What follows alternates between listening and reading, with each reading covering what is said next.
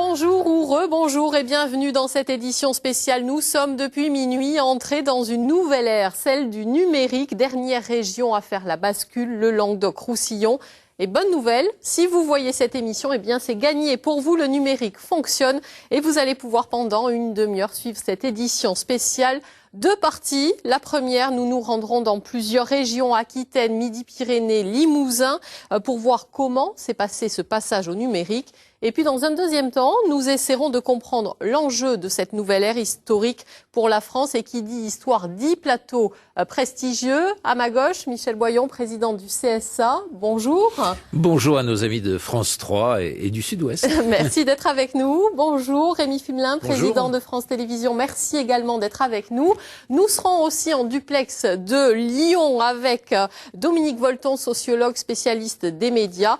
Bonjour à lui aussi, nous rejoindra tout à l'heure pour le débat, évidemment. Et puis bonjour aussi à Sébastien Banus, que vous avez l'habitude de retrouver à 13h et qui animera à mes côtés cette émission. Mais tout d'abord, une image. Regardez, la fameuse bascule, c'était cette nuit, grosse effervescence évidemment dans les locaux de TDF, Télédiffusion de France à Sainte-Baudille, dans l'Hérault. Minuit, la fin de l'analogique, 15 techniciens à pied d'œuvre pour le passage au numérique. Et ce matin, a priori, tout s'est bien passé. Conséquence, eh bien, ça y est, nous sommes tous au numérique. Sachez tout de même que si vous rencontrez des difficultés, un numéro est à votre disposition. Une centaine de personnes mobilisées au QG de France Télé Numérique pour répondre à vos questions. Le numéro, vous le voyez. Mais ma première question, elle est pour vous, Michel Boyon. Dites-moi en quoi cette bascule est historique pour la France. Eh bien, elle est historique parce qu'aujourd'hui même, avec la région Languedoc-Roussillon, c'est tous les Français de métropole et Français d'outre-mer, qui abandonnent la diffusion classique de la télévision, celle que l'on appelait la télévision analogique, pour entrer complètement dans la télévision numérique. Et aujourd'hui, 100% des Français reçoivent la télévision numérique. A priori, le contrat est rempli, tout s'est bien passé ? Le contrat est rempli, je vous dirais que ça s'est bien passé demain soir quand les derniers émetteurs ont été mis en service, mais nous avons respecté les délais qui étaient extrêmement courts, puisqu'en moins de 2 ans, l'ensemble des régions de métropole et d'outre-mer a basculé vers le tout numérique. Alors on va évidemment parler de cet enjeu économique majeur, on l'a compris, le numérique c'est une nécessité, une évolution logique, reste la pédagogie et très sincèrement, même à mon âge, j'ai un peu de mal à m'y retrouver, antenne râteau, satellite et maintenant TNT. Alors imaginez les personnes âgées, heureusement elles ont été plutôt bien encadrées, c'est le cas d'Hélène qui apprivoise sa nouvelle télécommande. Regardez ce reportage de Luc Calmels et Pascal Barbès. Je vais d'abord vous expliquer comment marche la TNT, en quoi elle consiste. La crainte de l'écran noir. Voilà toute l'angoisse d'Hélène quand le 29 novembre, sa télévision passera au tout numérique. Aussi a-t-elle fait appel au dispositif d'assistance technique mis en place depuis le 3 octobre pour faciliter ce passage à la TNT. J'appelle ça outre-mer. C'est vrai que c'est beaucoup d'informations d'un coup. Mais bon, il faut pas le craindre, faut pas craindre le fait de... Et moi, ce que j'avais peur, c'est de tout dérégler. Le dispositif consiste en une aide personnalisée et gratuite à domicile, réservée aux plus de 70 ans et aux handicapés dont le taux d'invalidité est au moins de 80%. La mission rendue par 300 étudiants formés pour l'occasion est d'accompagner le téléspectateur avec un maximum de pédagogie. Ce qui paraît surtout important, c'est être à l'écoute, attentif et patient. Pas se limiter qu'à un rendez-vous d'un certain créneau ou quelque chose comme ça, bien accompagner les gens et leur montrer que c'est pas si méchant que ça en fait, la TNT. Donc, voilà. Alors là, pour voir, je vais remettre... Donc là, bon, il est vert. Voilà. En apparence simple, la recherche et la mémorisation des chaînes numériques ressemblent plutôt à un parcours du combattant pour Hélène. Il y a beaucoup de choses à la fois et c'est ça. Alors je relirai et je vais m'en sortir certainement. Indispensable toutefois pour le passage au numérique, un équipement adapté. À partir du moment où le téléspectateur reçoit la télévision donc par une antenne râteau, il faut donc équiper le poste de télévision, donc relié à cette antenne râteau, d'un petit adaptateur si le poste est acheté entre 1980 et mars 2008. Si on a un téléviseur récent acheté depuis mars 2008, eh bien nous avons l'adaptateur intégré dans le téléviseur. Donc il faut penser à vérifier son installation et à s'équiper donc avant le 29 novembre. 7000 interventions de ce type sont prévues jusqu'au 14 décembre. Alors, Au-delà de cette angoisse du passage au tout numérique, il y a des bonnes nouvelles avec le passage au tout numérique, puisque la puissance des émetteurs a été considérablement augmentée et les zones d'ombre qui restaient nombreuses dans le pôle sud-ouest dans nos régions, eh bien, sont désormais couvertes. Xavier Riboulet, bonjour, vous êtes donc à Limoges. Le tout numérique, c'est une réalité pour vous depuis mars dernier et c'est surtout un accroissement important du nombre de téléspectateurs grâce à ce changement au niveau des émetteurs. Effectivement, bonjour Sébastien. Alors ça ne s'est peut-être pas vérifié dès le 29 mars, date du passage au tout numérique en Limousin, mais une chose est sûre, la région aujourd'hui est mieux couverte qu'hier. Il n'y a plus ces fameuses zones blanches, ces zones d'ombre que les accros à la téléphonie mobile redoutent et qui faisaient dans le cas présent que certains téléspectateurs, et ils s'en plaignaient à juste titre, ne pouvaient pas nous recevoir. C'était le cas par exemple à Tulle ou Uzerche en Corrèze, où des habitants de certains quartiers ne pouvaient pas nous regarder alors que tout simplement de l'autre côté de la rue, de l'autre côté du rond-point, nos programmes étaient accessibles à tous. Ça devenait un véritable casse-tête, préjudiciable à nos téléspectateurs qui ne voyaient pas leurs programmes régionaux. Aujourd'hui, à condition bien entendu de s'être équipé, d'avoir fait les réglages appropriés et de connaître en fonction des opérateurs le bon canal, c'est sans doute d'ailleurs sur ce point que la communication pourrait être meilleure, eh bien France 3 Limousin est accessible sur tout le Limousin. La couverture est donc bien meilleure qu'avec l'analogique, de meilleure qualité également. Et pour les habitants frontaliers aux autres régions, ils ne subissent plus les autres programmes de France 3 qui, aussi bons soient-ils, je vous rassure, ne les satisfaisaient pas. Voilà Sébastien, le point sur la situation limousine. On sait que ça peut encore s'améliorer avec la fin justement de l'analogique qui libérera de fait de nouvelles fréquences. Mais en l'état, après 8 mois de bascule, un temps d'adaptation tout à fait normal, la région a adopté le numérique et quelque chose me dit que l'histoire n'en est qu'à ses débuts. Merci beaucoup Xavier. Je vous propose de continuer ce petit tour du sud-ouest et ce retour sur expérience de nos voisins au sein du pôle en allant à Toulouse où on rejoint évidemment Christophe Zirnelt. Bonjour, merci d'être avec nous. Le passage au numérique, on vient de le voir, c'est une augmentation potentielle du nombre de téléspectateurs. Il a fallu mettre la main à la poche pour les collectivités locales en Midi-Pyrénées pour réaliser cela. Oui, le passage au tout numérique en Midi-Pyrénées date du 8 novembre dernier. Pour que vous compreniez bien, 252 émetteurs ont été installés sur l'ensemble du territoire et effectivement, 51 ont été financés par les collectivités locales.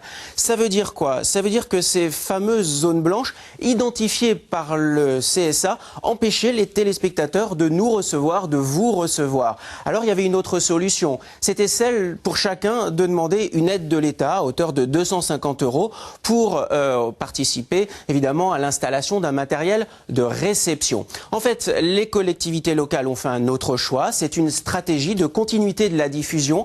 Elles sont ainsi devenues, en finançant leurs émetteurs, propriétaires de ces émetteurs. Quand elles ont donné 100 €, l'État leur en a donné 80. Alors c'est le cas pour le Conseil général de l'Ariège, 30 émetteurs, les Hautes-Pyrénées, une douzaine d'émetteurs, et puis des petites communes comme Firmy en Aveyron qui a financé son émetteur ou la région du Comminges. C'est pas pour autant que les difficultés ne persistent pas. Par exemple, votre passage au numérique peut avoir des conséquences chez nous en Midi-Pyrénées.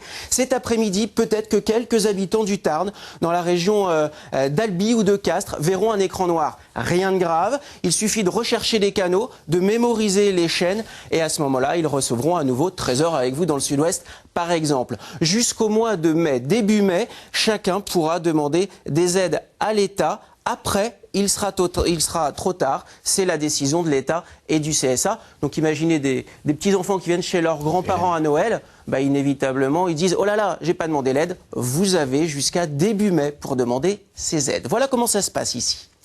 Merci beaucoup Christophe, c'est Hélène qui reprend la main. Je voudrais juste rebondir à ce que vous veniez de dire, Michel Boyon. Il y a eu quelques, évidemment, alternoiements évidemment à cette mise en place du numérique. Est-ce qu'il y a eu des plaintes auprès du CSA? Est-ce que vous avez reçu ce genre de plainte? Oui, c'est tout à fait normal.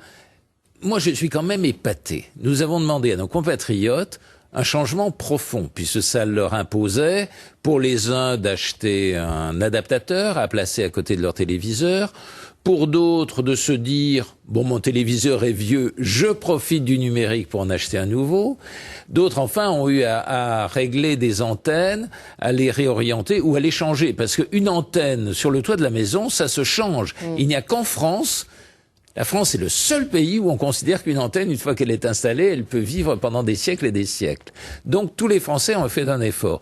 Moyennant quoi 15 millions de foyers. Vous vous rendez compte, 15 millions de foyers sont passés au tout numérique en 2 ans. Moi, je suis épaté. Mais alors, quoi, par rapport au calendrier, 4 mois de retard, je crois, c'est ça, à peine. Aucun retard. La loi avait dit 30 novembre 2011. Nous sommes le 29 novembre 2011. Aujourd'hui, à Montpellier, ce sera fait.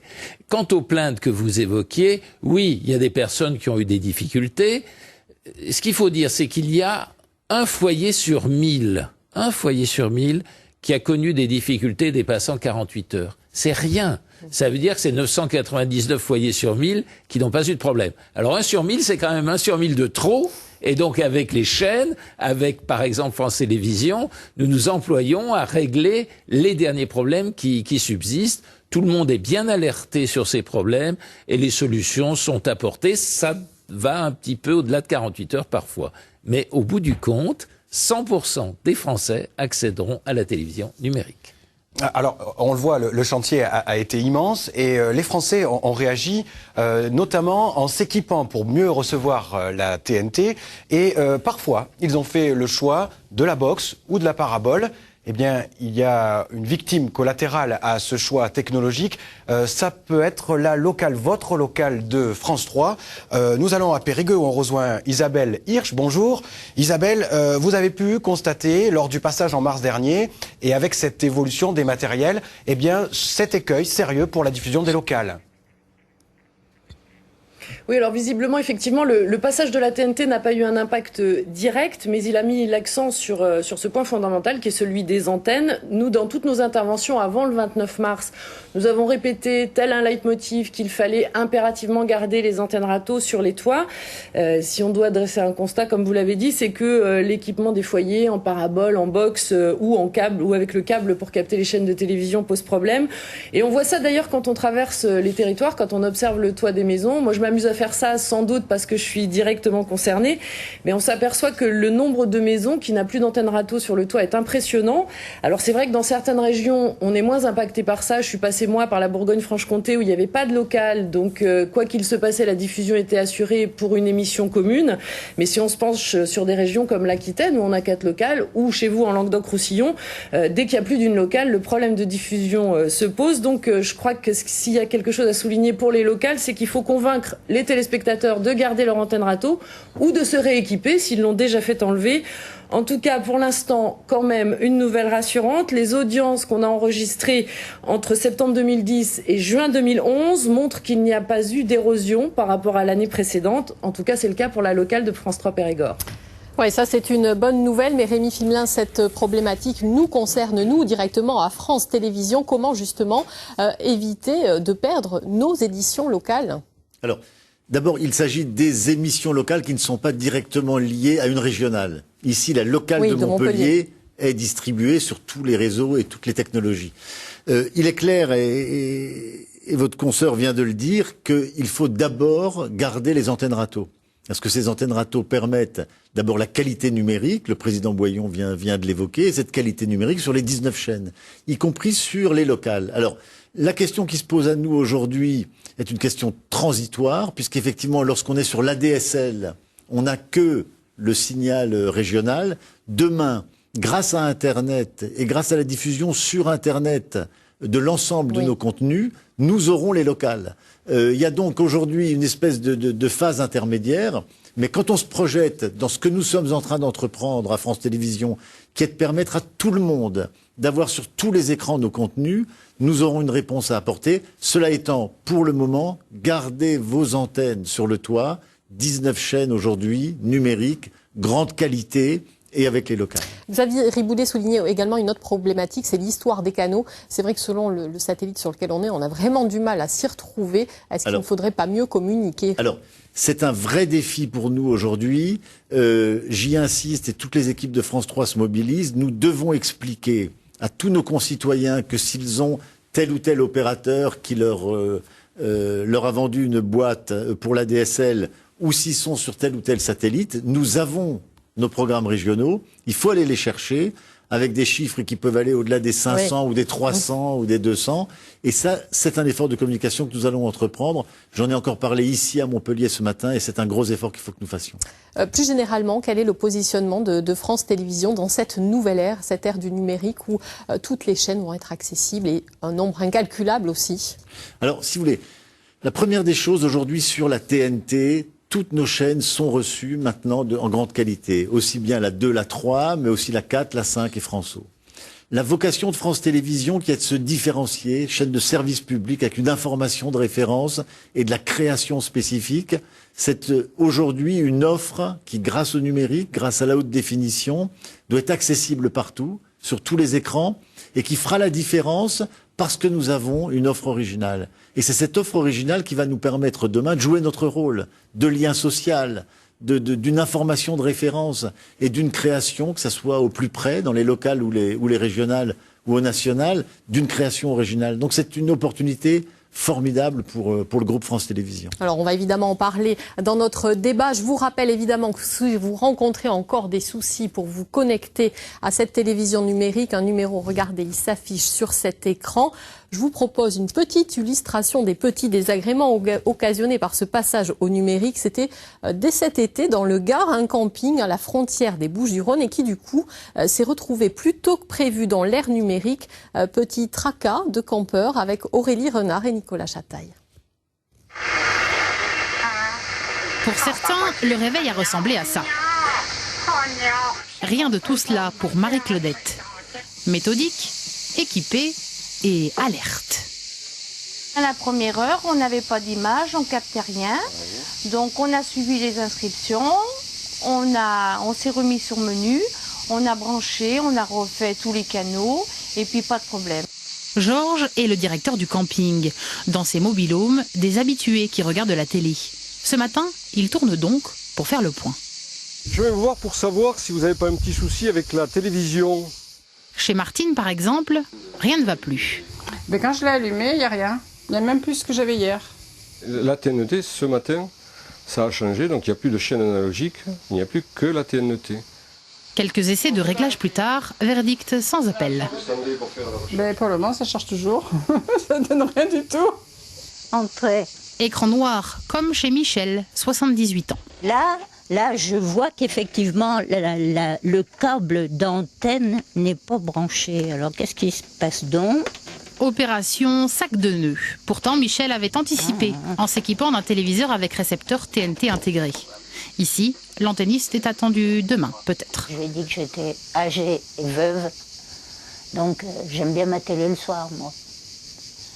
Mais bon, il ne m'a pas affirmé qu'il viendra. En principe, il fera son possible, mais il est débordé. Pendant ce temps, Georges s'est attelé à la télé de la salle commune. Et pas mieux. Alors, attendez, je suis perdu là. Exit, ça va être ça? Non, retour. C'est où retour? Qu'est-ce que c'est retour là-dessus? Qu'est-ce que c'est retour? Exit. En attendant les conseils d'un expert, pour tous ici au camping, reste une alternative, une bonne partie de baby-foot. Et rassurez-vous, depuis les campeurs de Vauvert ont retrouvé le son et l'image. Passons à la deuxième partie de cette émission. On va ouvrir le débat, une nouvelle ère, une nouvelle télévision. Tenez, un petit clin d'œil, preuve que nous aussi, nous évoluons à France Télévisions. Nos supports aussi ont changé, regardez. Autrefois, nous tournions nos reportages sur de la pellicule cinématographique semblable à celle-là. Maintenant, le film, c'est fini. Nous enregistrons et le son et l'image sur des cassettes semblables à celle-ci. Oui, la révolution est en marche, hein. Elle ne s'arrête pas. Elle ne s'arrête pas. Et d'ailleurs, le passage au tout numérique, c'est évidemment aujourd'hui la TNT pour tous sur tout le territoire, mais c'est bientôt une nouvelle télé, une télé connectée à Internet. Alors, avant de débattre avec nos deux invités et aussi Dominique Volton qui sera en direct de Lyon, on n'oublie pas sur cet avenir, il est important, je pense, de faire le point sur cette télé Internet avec un extrait du documentaire diffusé par France 5, La guerre de la TNT de Bertrand Delay. Demain, donc, la télévision sera connectée à Internet et le mode de consommation des programmes sera complètement changé. Extrait. La télévision connectée Internet va-t-elle accélérer un changement dans notre façon de regarder la télévision? Elle entame aujourd'hui une mutation profonde qui pourrait bien transformer notre paysage audiovisuel. Ce qui est toujours très frappant dans ce qu'on appelle aujourd'hui de façon commune la révolution numérique, c'est la façon dont elle a lieu. C'est-à-dire que tout d'un coup, un comportement ne progresse pas de façon régulière, il explose. Et à ce moment-là, les choses changent. Et donc, ce point d'inflexion, il a eu lieu pour la musique, 2001-2002, il y a eu lieu pour la presse écrite, peut-être 2007-2008. Il n'a pas encore eu lieu pour la radio, et il n'a pas encore vraiment eu lieu pour la télévision. Donc on a encore le temps de s'y préparer. Tout ce que je sais, moi, personnellement, c'est qu'il aura lieu, ce point d'inflexion-là. À un moment donné où l'explosion de la télé sur tous les écrans et l'arrivée de l'Internet sur le poste de télévision vont faire que les comportements vont changer de façon drastique. La télévision disparaîtra-t-elle derrière un trop-plein d'images? Après tout, les majors du disque sont aujourd'hui malades, alors même que l'on écoute de plus en plus de musique. Pour survivre face à cette offre abondante, les diffuseurs doivent demain travailler avec des producteurs pour concevoir des programmes attractifs, pour répondre à une concurrence désormais mondiale. Longtemps, l'exception culturelle et la politique des quotas ont permis à l'audiovisuel français de se sentir protégé, comme hors du monde. Avec la guerre de la TNT et la révolution numérique, c'est cela qui prend fin. Certains acteurs sont condamnés à disparaître, mais lesquels ?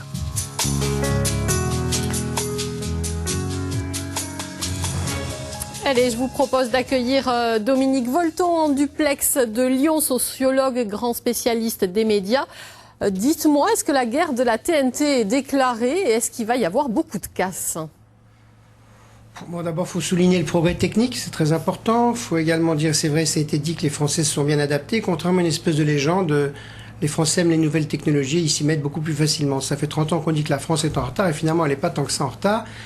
Donc on s'adapte bien, on aime ça. Alors la question principale, c'est très bien, on a encore plus de tuyaux qu'autrefois, ils vont devenir de plus en plus interactifs. La question principale, c'est naturellement la nature des contenus. Donc si jamais cette panoplie, et c'est un progrès qui permet d'avoir beaucoup plus d'offres, ne se traduit pas à terme par une augmentation de la qualité de l'offre, naturellement, ça jouera sur la demande. Donc le premier problème, c'est le rapport entre l'offre et la demande. La deuxième chose qu'il faut dire, c'est que guerre, c'est trop fort. Ça veut dire que ça va relancer ce vieux débat, qui est un débat très ancien dans les industries culturelles, qui est quel rapport y a-t-il entre une plus grande liberté accordée aux individus pour choisir ce qu'ils veulent quand ils veulent, et le fait que simultanément ces individus appartiennent à une société, à une culture, à un État, à une nation, et qu'ils ont besoin de faire cohabiter deux logiques. La logique individuelle, je fais ce que je veux, quand je veux, où je veux, de manière de plus en plus interactive, et simultanément, j'appartiens à une région, à un État, à une nation, et j'ai besoin de me sentir collectivement réunis. Donc la question qui est intéressante par la TNT et plus largement par Internet, c'est quel ratio va-t-il y avoir entre le fait que chacun fait ce qu'il veut quand il veut, et le fait qu'on a besoin de se retrouver pour l'information, pour les jeux, pour les grands événements politiques, pour les tragédies, de se retrouver appartenant à non seulement une communauté, mais à une nation. Donc j'ai envie de dire que la principale guerre, elle n'est pas du côté de la technologie à les gagner, elle est maintenant du côté des contenus, pour les améliorer. Et troisièmement, ce qui est le plus important, c'est comment faire que ces millions d'individus qui peuvent tout choisir continuent quand même à appartenir à une nation, les États-Unis, la Grande-Bretagne, la France, etc. Et ça, c'est pas un problème technique, c'est un problème politique. Alors, on va d'abord parler des contenus. Dominique Volton, j'aimerais revenir avec vous, Michel Boyon, justement sur ces contenus. Est-ce que vous allez être vigilant à ce qui va se passer dorénavant sur nos écrans télé, même si vous l'êtes depuis longtemps quand même vigilant? Naturellement. Comme Dominique Volton, je n'aime pas beaucoup le mot guerre parce que ça crée une espèce d'incertitude, d'appréhension, de violence qui n'est pas de mise. La télévision, nous l'avons toujours conçue, vous et nous, comme étant au service du téléspectateur, au service du public, et en même temps, nous veillons à ce que ce qui constitue le socle de notre société, les grandes valeurs auxquelles nous sommes les uns et les autres attachés, à ce que ce socle soit préservé.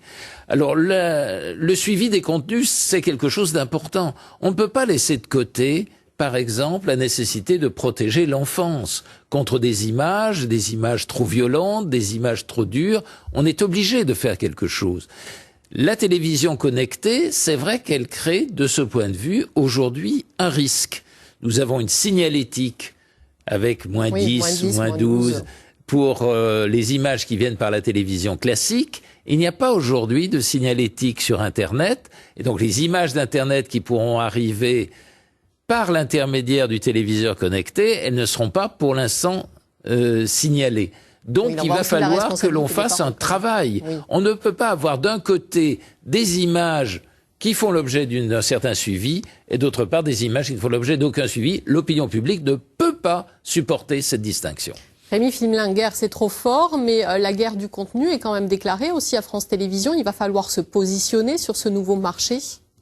Alors, je dirais que ce marché, c'est notre grande chance en réalité, parce que ce qu'on peut observer, c'est que l'explosion de l'offre, paradoxalement, la banalise. Avec l'arrivée des séries américaines, demain peut-être des séries chinoises, avec une espèce de banalisation sur des formats qui sont des formats internationaux, et le service public avec ses missions d'information, de développement de la création, de création de liens sociaux, peut se distinguer de façon considérable. Alors quand on est ici... Enfin, il y a des chiffres quand même, 7 points de moins depuis l'arrivée de la TNT pour France Télévisions. Parce que si on prend l'audience au jour le jour, oui, mais si on crée à un moment donné des rendez-vous plus forts, on se rend compte que les rendez-vous d'information continuent à fédérer. On se rend compte que sur des grands moments qui sont des moments de grande fiction, on fédère. Et puis on a d'autres moments où on aura moins de personnes, mais parce que précisément, on veut toucher plus large, parce que précisément, la création doit être plus large. Vous avez des magazines exigeants, vous avez de la culture, vous avez des spectacles vivants, nous aurons moins de monde, mais nous nous démarquerons. Et c'est bien ça aujourd'hui l'objectif du service public. Dominique Volton, je crois que vous trépigniez du côté de Lyon. Qu'est-ce que vous vouliez ajouter à ce que dit Rémi Flimelin ? Non, je ne trépigne pas, à vrai dire, dans les conditions physiques dans lesquelles je suis. C'est difficile parce que c'est un peu petit pour trépigner. Non, je voulais dire, plus il y a d'offres, plus la question de la réglementation se pose. Et il faut dire que la réglementation n'est pas ce qui va tuer la liberté, mais au contraire ce qui va la permettre d'exister. C'est très important de rappeler ce que vient de dire M. Boyon, d'une part. D'autre part, il faut rappeler que la baisse d'audience est inévitable compte tenu du fait qu'il y a beaucoup plus d'acteurs qu'il y a 20 ans. Donc c'est normal que les grandes chaînes généralistes disparaissent. Troisièmement, ce qu'il faut dire, c'est toujours plus facile de faire de l'audience sur des médias segmentés et thématiques que sur des médias généralistes. Et qu'enfin l'équation politique pour demain est la suivante, c'est que une fois que tout le monde est libre de faire ce qu'il veut quand il veut, qu'est-ce qu'il faut faire pour réunir les individus, les collectivités malgré leurs différences? Et c'est en ça que la révolution technique n'est que la première partie de la révolution de la communication. Si je puis dire la partie la plus facile, même si c'est celle qui nous fascine, la question c'est quels sont les programmes. Et c'est en ça que les chaînes généralistes ont un avenir et que les chaînes généralistes publiques ont un devoir. C'est qu'est-ce qui va permettre de réunir des millions d'individus malgré leurs immenses différences culturelles et sociales. Si la pire des tragédies serait que, au XXIe siècle, chacun puisse accéder à 50, 200, 300 chaînes, mais que chacun soit seul, libre mais seul, dans une logique d'interactivité technique et sans aucune capacité de communication. La télé, c'est ce qu'on regarde ensemble mais séparément et ce qui nous permet ensuite d'appartenir à la même société, à la même culture. Et c'est vrai dans tous les pays du monde. Alors qu'on élargisse l'offre, formidable, que l'on augmente l'interactivité, formidable, mais n'oublions pas qu'il n'y a pas beaucoup de situations humaines où les gens se réunissent malgré toutes leurs différences. Si le progrès d'une société, c'est que tout le monde soit segmenté dans une espèce de millefeuille social et ne se parle jamais, je ne suis pas sûr que ce soit un progrès humain. Donc c'est ça le défi politique et culturel, au-delà, si je puis dire, de l'innovation technique qui nous fascine tous. Mais encore une fois, dans la communication, le plus facile c'est la technique, le plus compliqué c'est de réunir les hommes. Michel Boyan, au départ, la TNT, on le voit, il s'agit pour ceux qui font les programmes de proposer des contenus fédérateurs. La TNT, ça devait être la pluralité.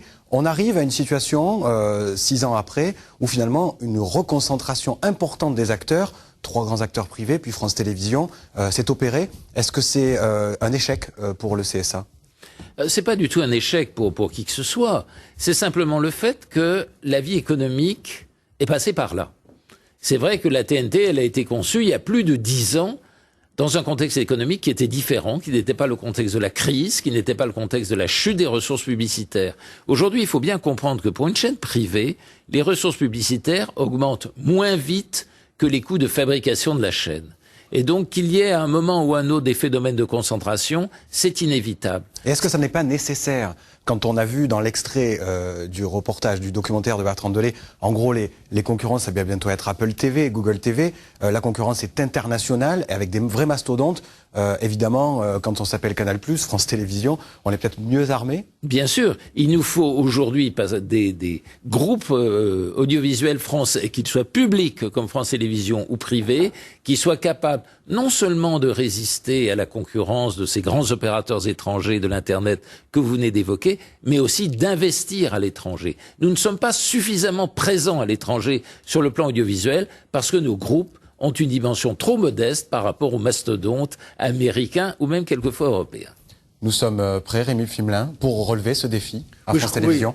Je crois que nous sommes prêts d'abord sur le plan technologique, et puis la réflexion que nous menons sur la variété de l'offre, le travail que nous faisons aussi avec nos confrères européens, des télévisions publiques européennes sur des coproductions, et puis la vision que nous avons aussi, je crois, de notre rôle spécifique qui doit permettre de fédérer, comme le disait fort justement Dominique Volton. Je crois en tout cas que dans cet univers-là, notre légitimité est plus forte encore qu'avant. Justement, ce qui va faire la force des programmes, c'est les investissements qu'on pourra y mettre. Et ce sont les exclusivités, les grands programmes fédérateurs, football, France Télévisions, on est sur le coup avec la Coupe de la Ligue, et peut-être aussi la télé-réalité. Ça n'est plus des tabous, ça, pour France Télévisions. D'abord, si vous voulez, le sport est évidemment cette urgence à voir. On aura les Jeux Olympiques, on aura des événements en 2012 extrêmement importants. Après, c'est les écritures qui sont les écritures nouvelles. Disons-nous bien une chose, nous avons des valeurs, ces valeurs sont les valeurs de respect, d'ouverture, de diversité pour le service public, et avec ces valeurs-là, nous avons des créations. Et ces créations aujourd'hui, elles doivent être inscrites dans notre temps. C'est-à-dire qu'on ne fait pas de télévision aujourd'hui comme on en faisait il y a 30 ans, mais France Télévisions doit rester à la pointe.